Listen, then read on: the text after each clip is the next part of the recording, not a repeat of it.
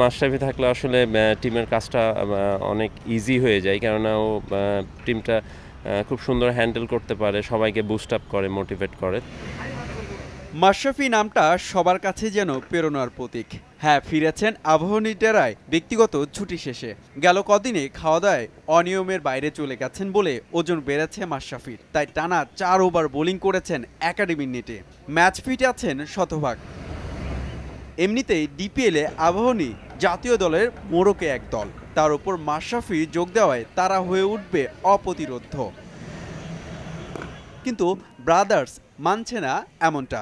কৌশলী দলটির অধিনায়ক মোহাম্মদ শরীফ, কারণ আবাহনী হট ফেভারিট। ফিরছেন মাশরাফি, আসরের বর্তমান চ্যাম্পিয়ন তারা, শিরোপা ধরে রাখতেই হবে, তাই সেরা দল গড়েছে আবাহনী।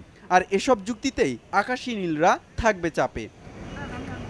সেক্ষেত্রে অনেকটাই নির্ভর মনে হয়েছে ব্রাদার্সের খেলোয়াড়দের।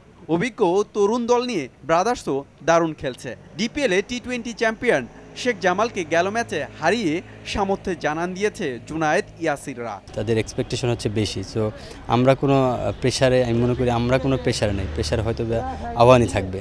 সো দেখি যারা মাঠে একটু ভালো খেলবে তাদের পরেই রেজাল্ট যাবে। সো আমরা আমাদের বেটারটা ট্রাই করে যাব।